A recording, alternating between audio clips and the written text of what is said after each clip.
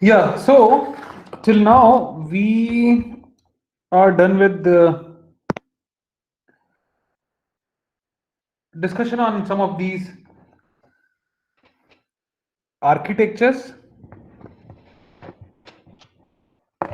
To start with, what we had a discussion on solution architecture, and then we looked into your logical architecture, and we said we will be using this particular thing once again, the logical uh, one in your 4 plus 1 view architecture in a different way, probably in the next class. That means yeah, so we will be meeting once again on Saturday, right, this Saturday.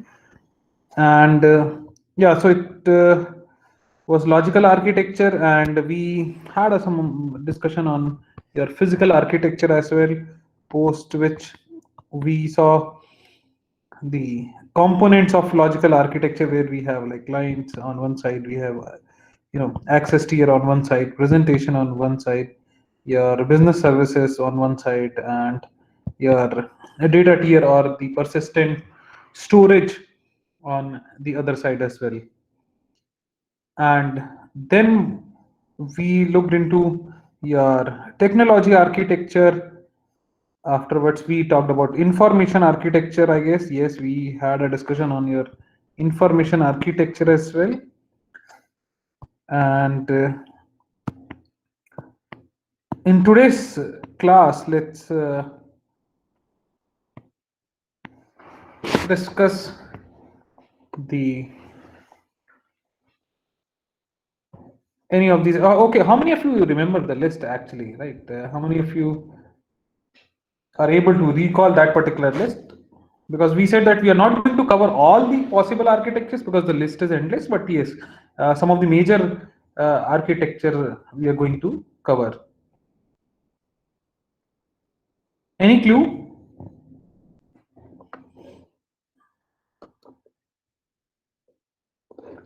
Any clue?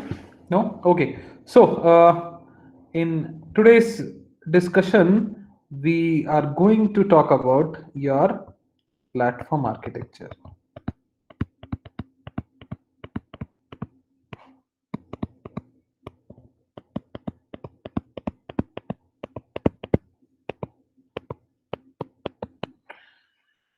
Right. So, this is also a very crucial one, a very important one, and broadly used. From the name itself, you might have got some basic idea about this thing.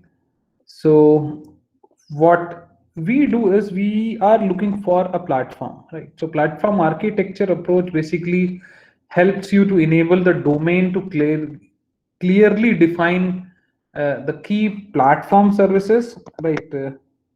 Let me jot down these things. We'll see some examples, so the things will be much more uh, clear. And these things can be exposed via some of the service integration patterns that can be a potential part of your business application. So most of these uh, companies like Amazon, your PayPal, they do rely on this particular platform architecture in order to deal with coming up with a solution for your the warehouse or maybe your delivery platforms. So what we have is that on top of this architecture, we have like business value chain, then we have your business domains, and then we have the technology platform. Another broad example I can take is your Android. Right. So Android, everyone knows, is something which is the open source Linux based stack, a software stack, which is created for a you know uh, good range of devices. And this platform architecture starts with in the lowest part I have something which is like your platform power management. On top of it, I'll have my Linux kernel. So where I can have like various drivers. Drivers can be for, you know, your audio. It can be for, you know, keypad. It can be for shared memory, or it can be for, let's say, Bluetooth. So then we can have like display. I can have a driver for camera. I can have a driver for Wi-Fi if I'm keeping a driver for Bluetooth. Then we can have like binders, USBs, and so on and so forth. Above it, what I can have is I'll be having your HAL, which is your hardware abstraction layer.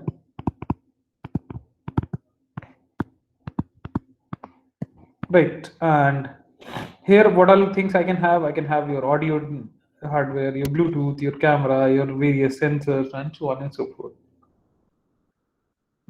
Above this hardware abstraction layer, I can have the native C or C++ libraries. I can have, you know, Android runtime.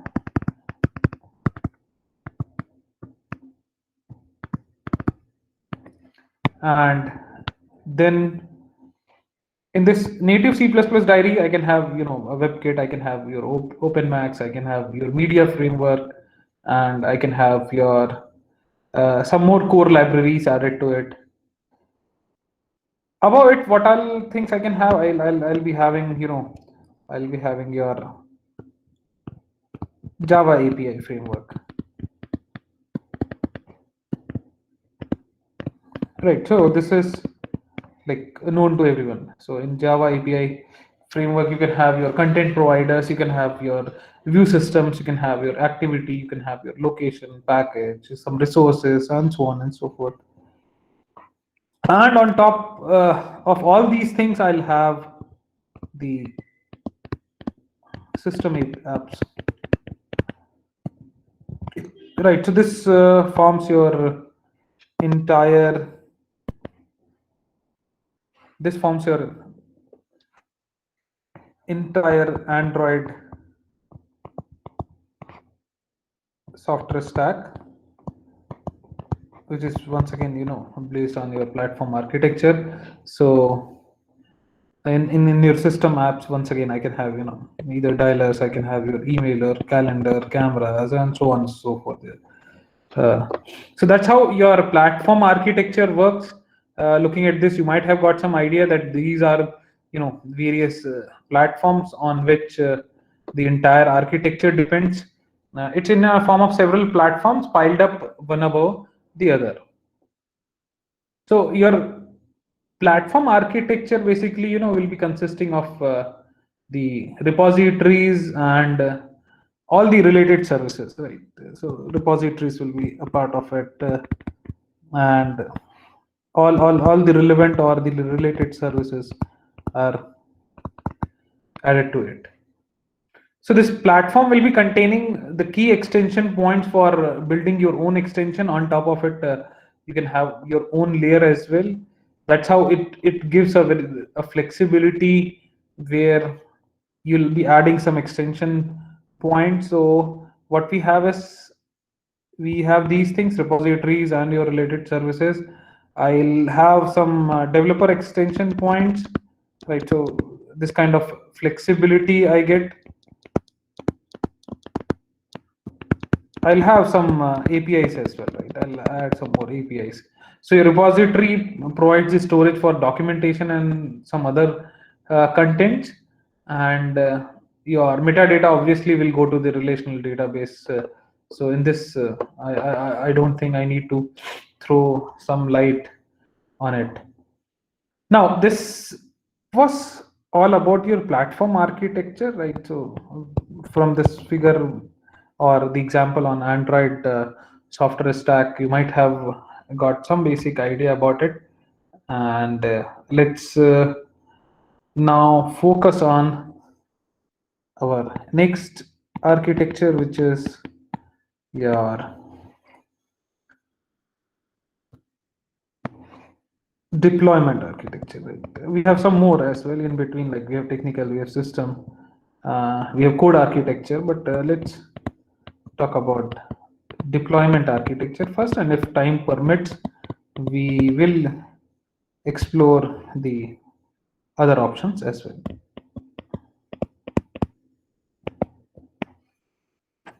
So your deployment architecture is, you can say that it's the design and the architecture of the platform on which the coded software will actually be deployed, right? So the coded software will be deployed. So this deployment will be done obviously in a production environment, right? For the safety reasons, I'll prefer to deploy it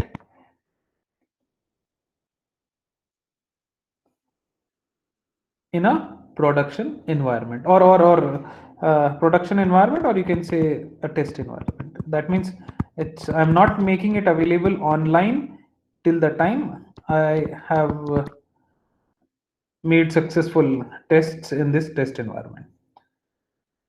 So basically we are trying to refer it to the hosted web software. So when most of the web softwares are developed, so what we do is we run it on local server or local host, or you can call it as a single PC, and we do go for validation, and if it works, then definitely we make it available online. So when the same software is run at a scale of, let's say, millions of simultaneous users, and we are assured that okay, it can be brought online, then only we take a call. So usually, one server cannot handle this much amount of traffic. So we can have multiple systems, and then we can test it. Obviously, we need to have a load balancer, just like we might have seen this load balancer in your software engineering class as well, which is your push based load balancer or the pull based load balancer, right? If not, we will cover it. So any idea about push based load balancer architecture or pull based load balancer architecture? We'll have a discussion on it as well.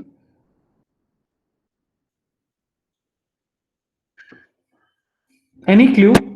I hope you people are here only. No. Okay, okay, Vaibhav, fine. Then we no issues, Shashwat. So we are going to have a discussion on it as well. Don't worry. We'll talk about both these architectures. Now, so we were talking about deployment architecture, and probably the last one in this particular discussion. So. So we were saying that okay, this is something where I'll make it available online once it's successfully run on the local host, and then we take a call on this. So basically, your deployment architecture is physical machine, or you can call it as a virtual machine available on cloud for some purpose or applications. So because since I'm talking about deployment, so definitely either it is a combination of some physical machines, or what we have is we can have some virtual machines as well, right? That's how we go ahead with the deployment of it.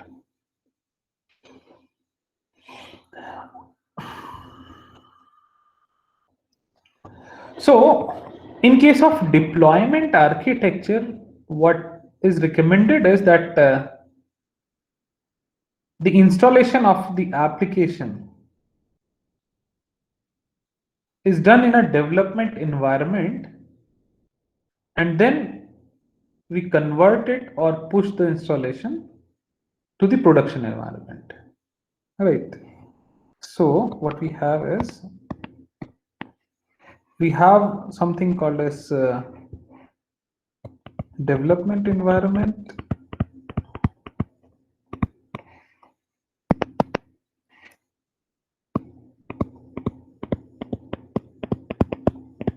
Then we have something called as your production environment.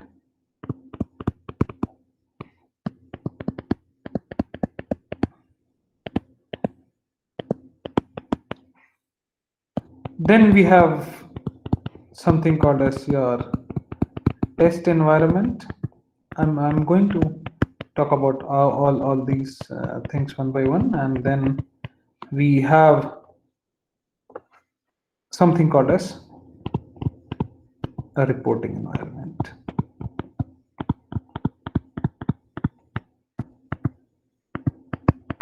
So in case of your development environment, so this basically is the environment which enables you to evaluate the application features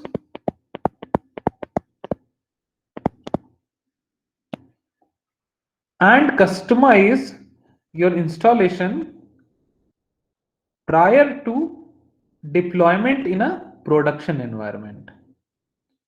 So basically in a development environment, you are typically going to install all the service manager components, right? All the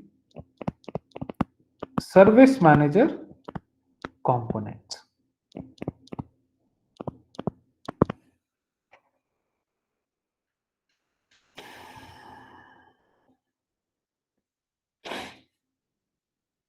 And obviously, since it's a development one, so I'll have a limited number of users and I'll have a portion of data, not the full data. The next thing which we have is we have a production environment where this production environment enables you to deploy your customizations and that means I can deploy my customizations and I can provide the service to my user base. So typically most of these production environments run 24/7 and will be supporting several simultaneous users and will have a potential to process large number of transactions and will be able to handle those requests and responses. That means receiving the request and responding back. So in case of a production environment, you are typically going to install the service manager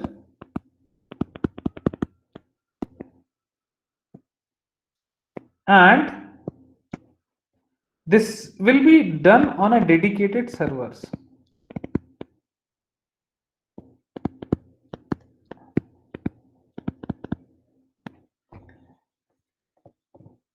And the reason for using these dedicated servers is to maximize the system's performance.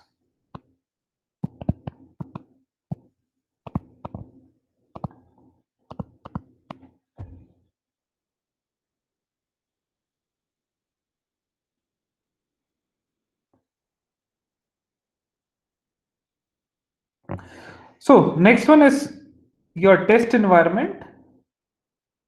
So in a test environment,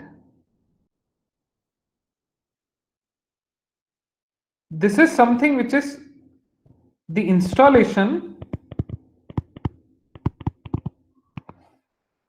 that would mirror the production environment.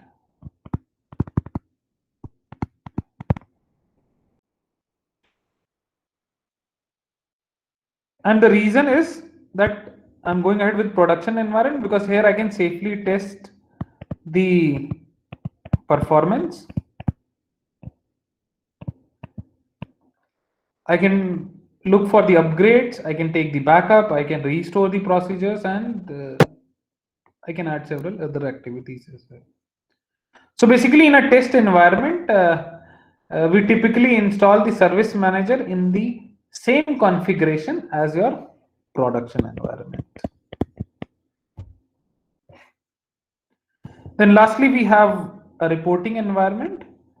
So this is basically the installation that mirrors the data from the production environment. Obviously, we are talking about reporting, so we'll be dealing with data this time. And further, we can use it to generate and we can view the reports.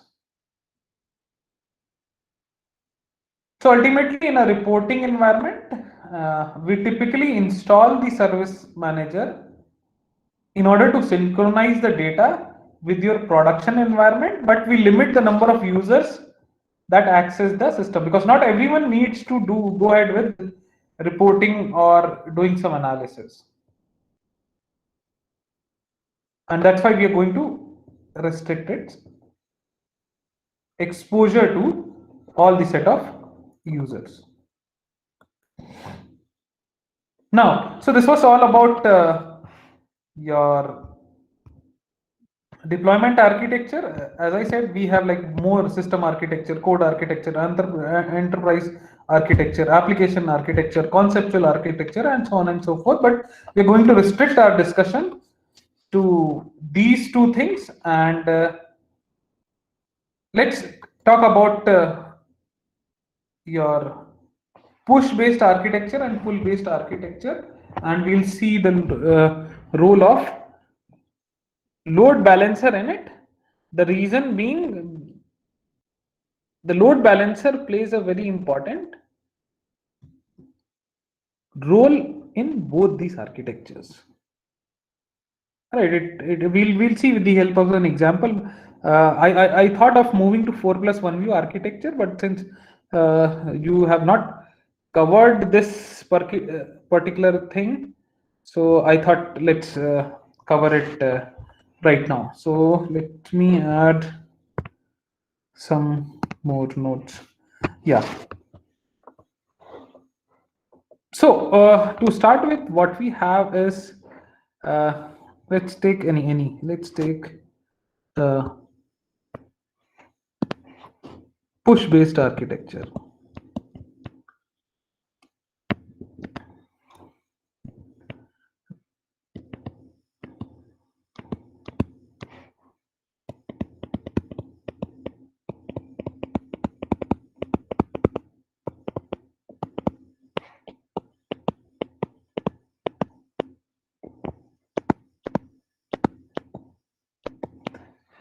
Right. So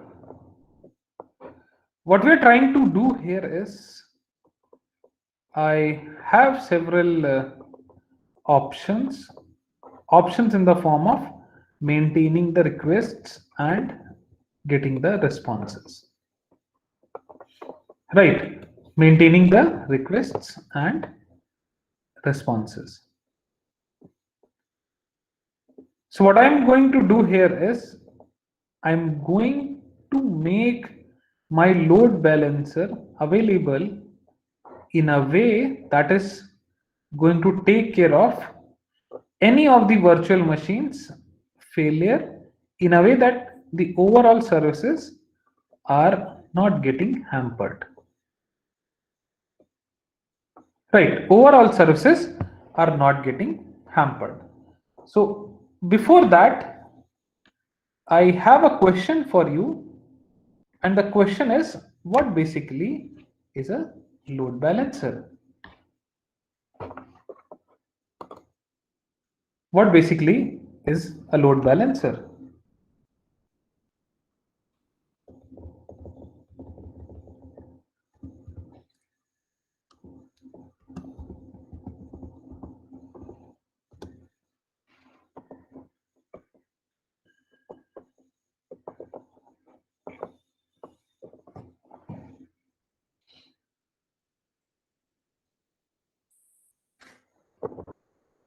See, I see very few people in the class, so you can unmute your mic and respond back.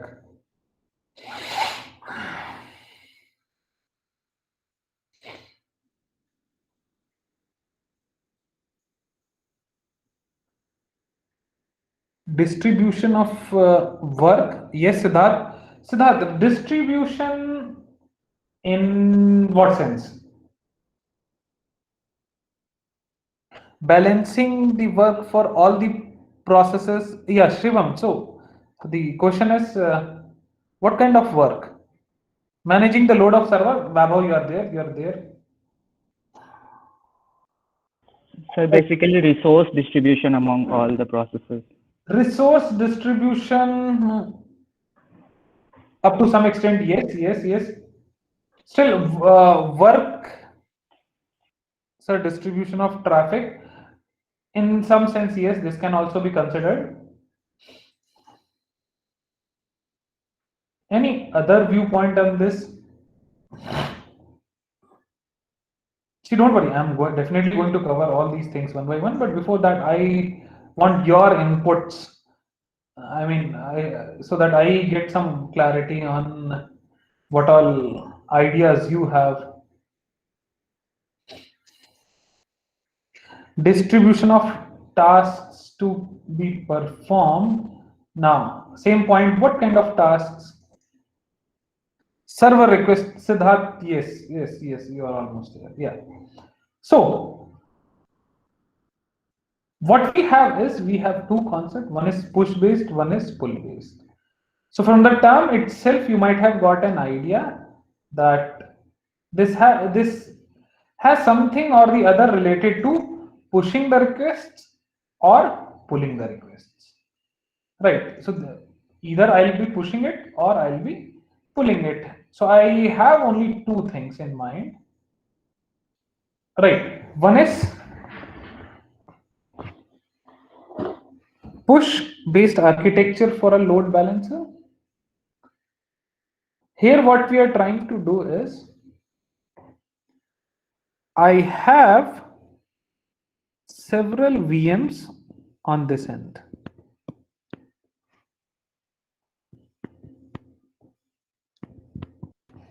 Right. These are virtual machines or servers, you can call it as, or you can call it as VM instances, right? So I have, let's say, VM1, I have VM2, and I have VMN. And somewhere in between, I have a load balancer.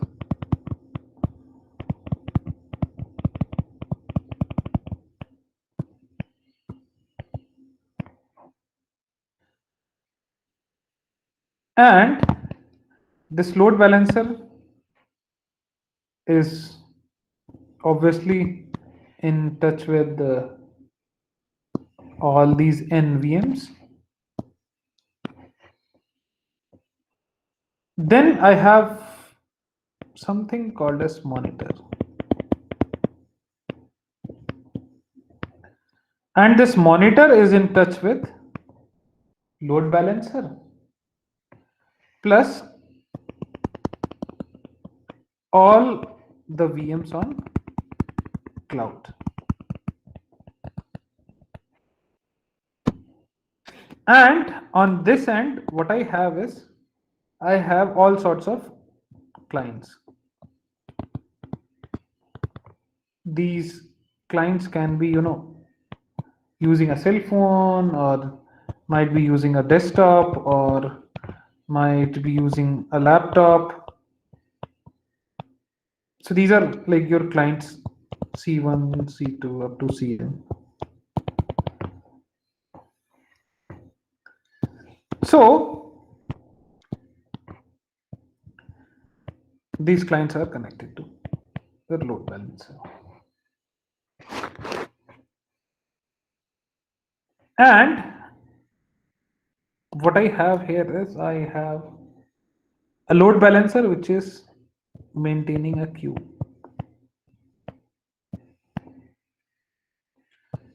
So this load balancer is a queue based load balancer.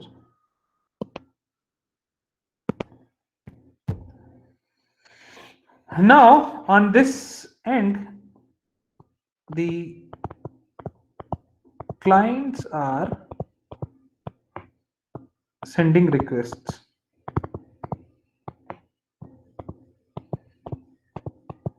It's like we the users, are sending the requests. On this end,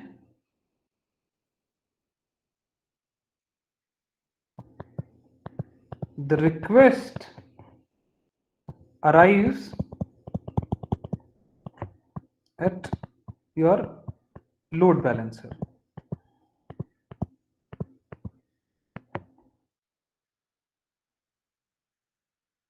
And since this is something which is like push based load balancer, so your load balancer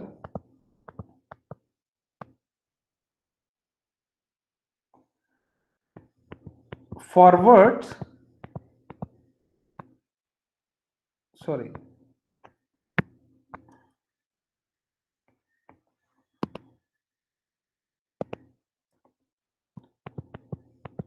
forwards requests to one of the VM. Right, load balancer will not be sending a single request to several VMs. The reason being,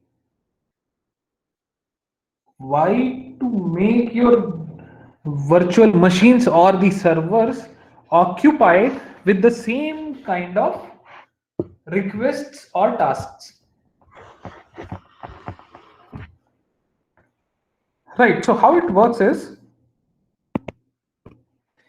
clients like we people are sending requests from this end. Now this request goes to your load balancer. Now this load balancer has all the details about these, you can call it as virtual machines or the servers, which are healthy and available. That means my load balancer gets an idea that which virtual machine is available. And this idea load balancer gets from this particular monitor.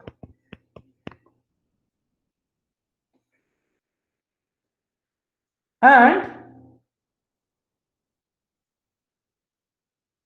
the next thing it does is, based on the availability, let's say the load balancer received request 1. And from the monitor, load balancer got to know that VM1 is busy. VM1 is preoccupied. So what it will do is, it will push this request, and that's why it is called as push based load balancer,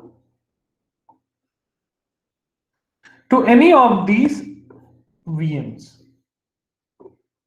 which is available. And obviously what will happen is, this machine is going to process this request, send back the response, and that would be returned back to the client.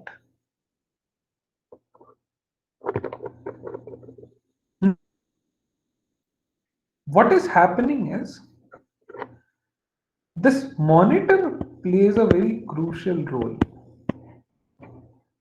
because monitor is continuously checking the health of these VMs and informing this load balancer about the availability and the health.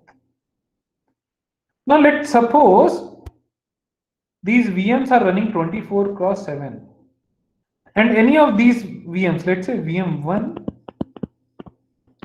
goes unhealthy. right? And it is down. Now the server is down. How monitor gets to know is that there will be a request response kind of time span that we'll see with the help of tactics. So those tactics are applied. We'll study those tactics in next few classes. So this monitor gets to know that, okay, I am not getting any response from this VM, and it has been too long since this VM was busy in processing some or the other request. For that very reason, monitor generates an alarm that yes, a particular VM has gone unhealthy, it is in an unhealthy state. Do not push any particular request to this particular VM because this VM is not in a position to process your request. Because or else what will happen is if load balancer pushes a request, it goes in vain. That means load balancer has pushed it, VM has not accepted, and load balancer is simply waiting for the request. And if VM is not in a position to respond back, obviously my client on these ends are not going to receive any particular input or any particular response for the request which they have sent to the load balancer. Okay, so any doubts up till now? If you have any doubts, let me know, or else I have a question for you.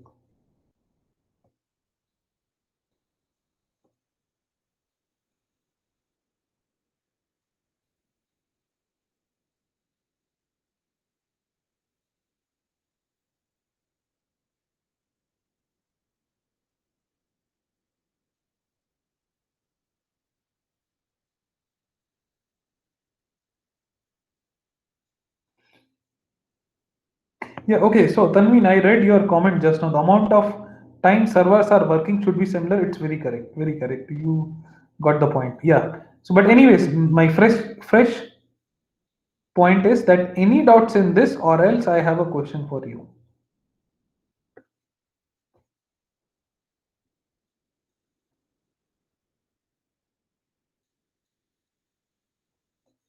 No. Okay. So my question is this monitor who is working day and night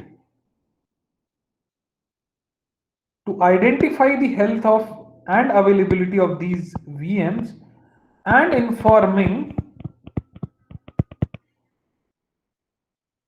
the load balancer about the health and availability. Now what happens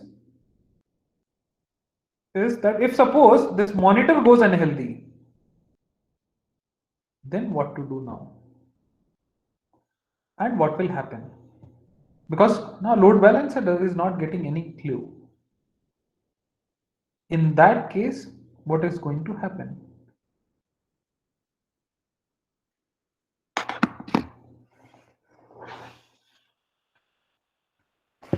I hope my question is clear. My question is that if monitor goes unhealthy, unhealthy means here unhealthy means that the system is down. Some requests may not be served, but this is not the solution. Overworking by some servers, while some servers would become free. Still no.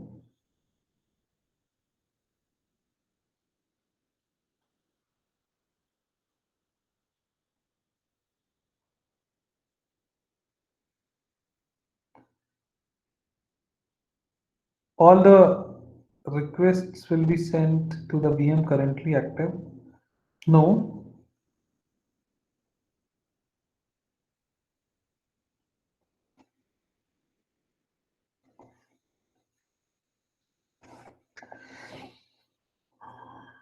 See, your questions in your exams will be something like that. I'll be giving you a situation where you have to take a call. So what will happen is, Right now, I am relying on something called as StackTech. So you see that this is a two-way communication now, and I know that role of monitor is very crucial. So this monitor keeps on sending a heartbeat to this load balancer. It what the heartbeat is, what the ping echo is, don't worry, I will have a separate discussion on that as well. When we finish our design afterwards, we'll talk about all these things. So right now you get an idea that monitor itself is communicating to the load balancer that I'm perfectly fine. When it stops, now load balancer will generate an alert to replace this particular monitor. The reason being because many of the requests will be lost somewhere, right? If suppose this goes unhealthy and monitor is also unhealthy, now load balancer has no clue. Load balancer is continuously pushing the requests and is not receiving any response back. In this case, it's like we are losing some of the requests in between. That we cannot afford. That we cannot afford. Load balancer will not send any request further and will stop working, or we can send request manually. Request sending is not possible. Many of the architectures does not allow the clients to know the details about all these VMs which are running at a backend. We will this thing will be clear when we'll talk about a setup which is called as your broker pattern, right? So that would be, in the next few classes. So this was about your push based architecture for a load balancer. Now let's talk about a pull based architecture. Right, let's talk about a pull based architecture.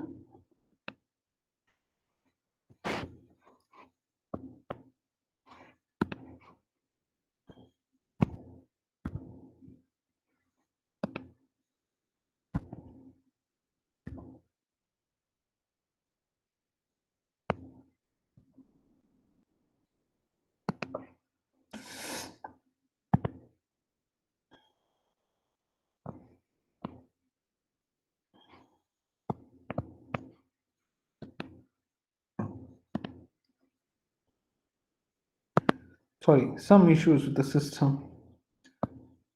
Now, so previously we were talking about your push based architecture. Now let's talk about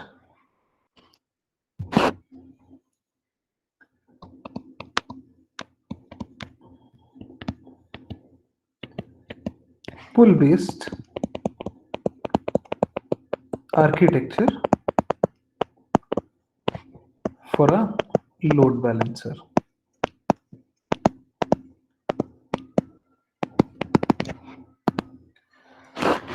So once again on this side I have same set of VMs, right?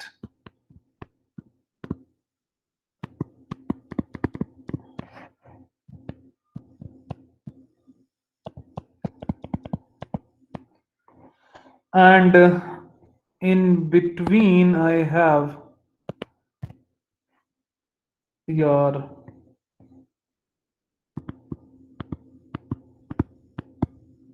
load balancer, which is connected to all these VMs, and we have once again a monitor in place which is connected to all these VMs, and on the other end what we have is we have once again various clients of different formats in the sense on laptops or cell phones or desktops who are connected to this load balancer. And once again, right, so if you see basically this setup and this setup, the setup looks almost the same. Right, the setup looks almost the same looking at this figure and this figure. Right, the only difference will be in its working. We'll see how it differs in that. So what we have is once again the client sends the request,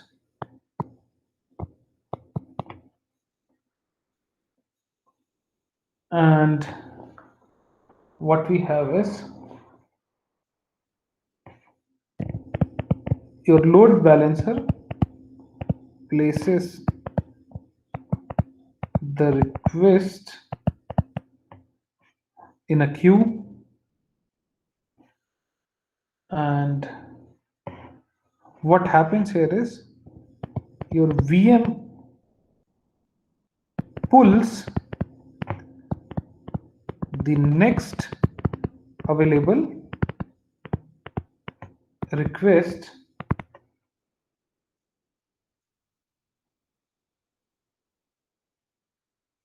and this time now VM tells the load balancer to remove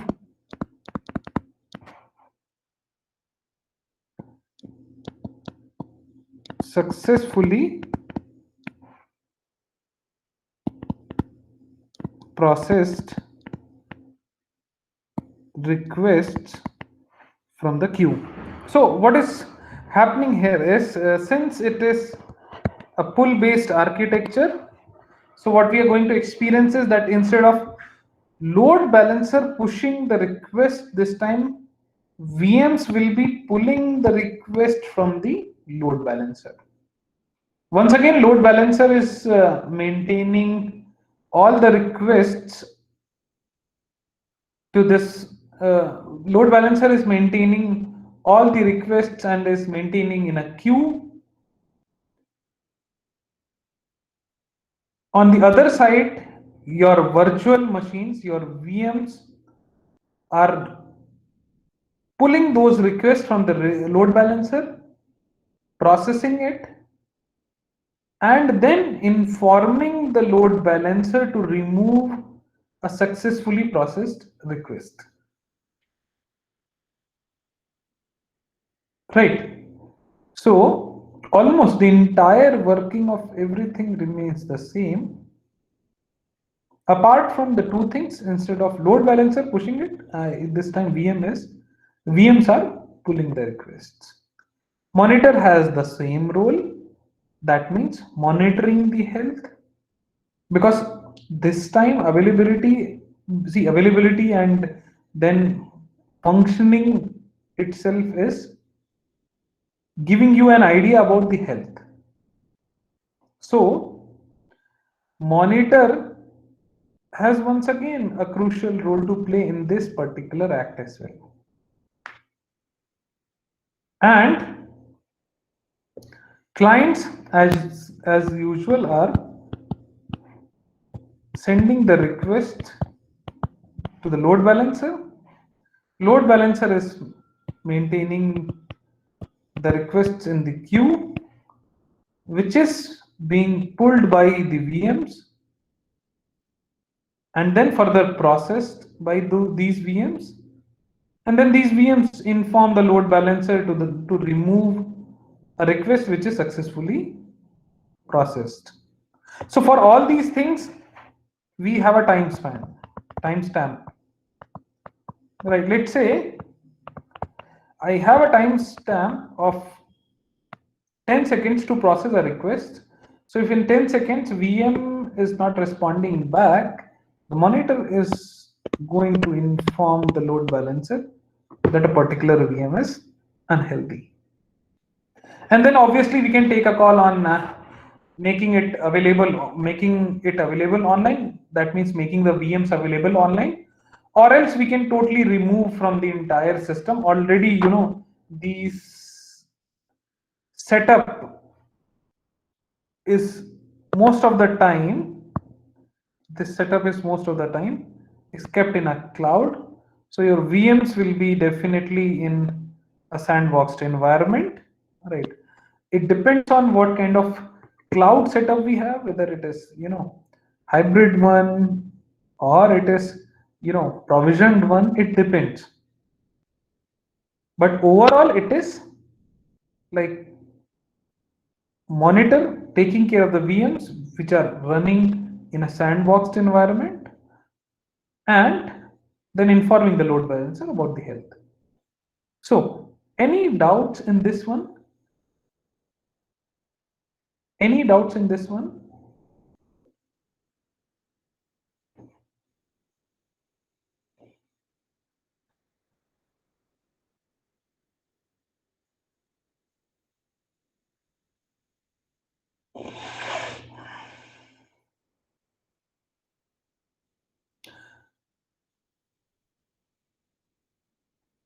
Okay, can you explain the timestamp concept again?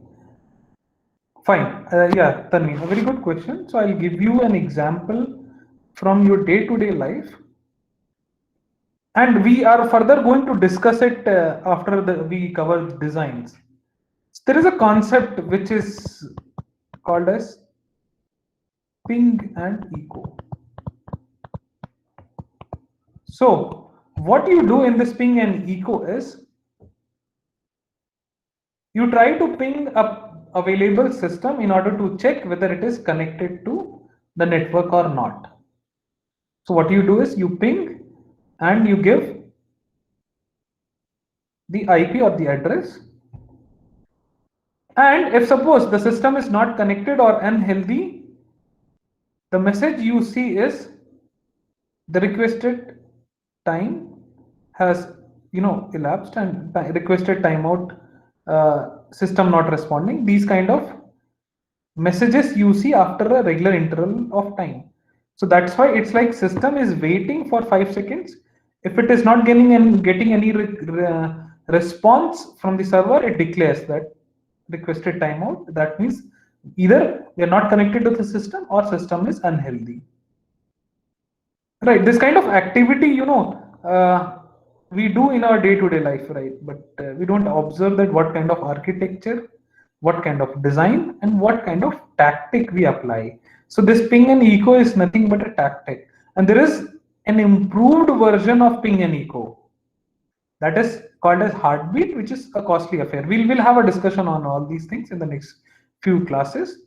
But right now, it's the timestamp is like after regular interval of time, I should be able to see a particular response from my VMs or my servers. Convinced or confused?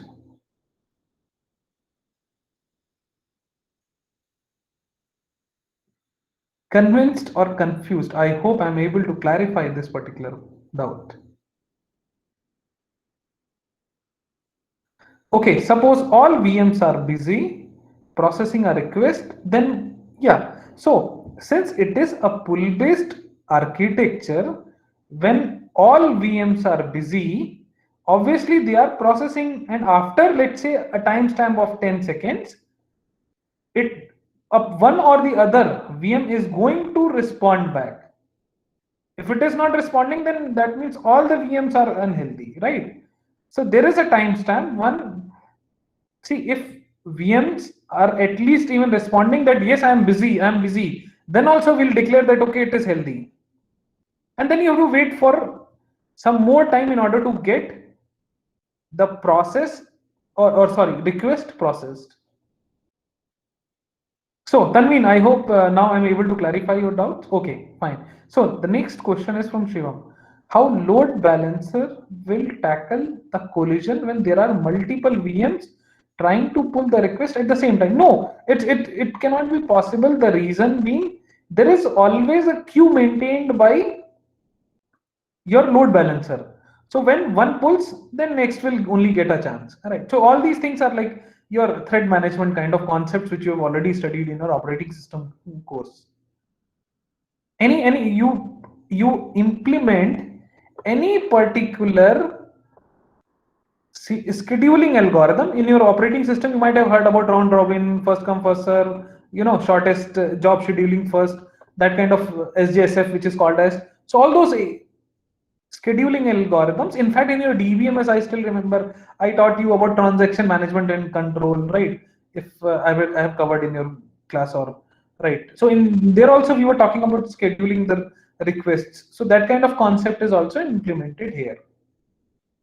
Yeah, so since VMs are pulling requests, there is no need to monitor to tell load balancer which VM is healthy or not. Yeah, so I was expecting this particular question. So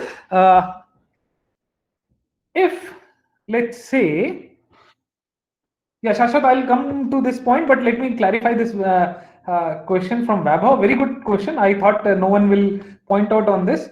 Now, what Vaibhav is saying is that since VMs are pulling the request, so I don't need to have a monitor to tell the load balancer which VM is healthy or not. For example, let's say VM1 has pulled a request, and after pulling a request, it has gone unhealthy. Now, load balancer is in an impression that, okay, in VM1 is processing that particular request and let rest other keep on pulling it.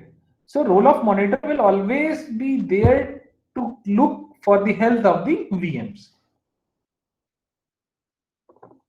Right. So she, I guess, Vaibhav, I am able to clarify your doubt. Yeah. So Shashwat has a question, sir. Role of monitor in pull-based load balancer is negligible. Okay, so if they are unhealthy, they'll not pull. Right. So anyways, so if they are unhealthy, now let's Shashwat has almost a similar kind of doubt, but let's say I have 10 VMs, and out of 10, 8 are unhealthy.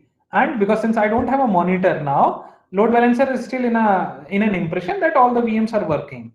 In that case, I'll have a pile of requests maintained at the load balancer's end, because now I only have 2 VMs to process the request. Right. So number of VMs should always be on the higher side. I should have a situation where all the VMs, 100% of the VMs are working and processing the request. That's a point when we'll be able to respond back and we'll be able to process the query, right? So it should not be like I am going to place an order on, let's say Amazon. Now I have requested for a price of, let's say, Bode earphones, right? Now I'm continuously waiting for Amazon to display the price after clicking on a particular icon. So that should not be a case, right? I should immediately get a response. That's why more the VMs, quicker will be the response. So definitely role of monitor is always crucial. Role of monitor is always crucial. Any other doubt? Sir, if 8 VMs are unhealthy, will they still send pull request? So when the VMs are unhealthy, they'll not be in a position, VMs will not be in a position to send the requests. Only the healthy VMs will be in a position to, pull the requests. Right, only the healthy VMs will be in a position to pull the requests. Yeah.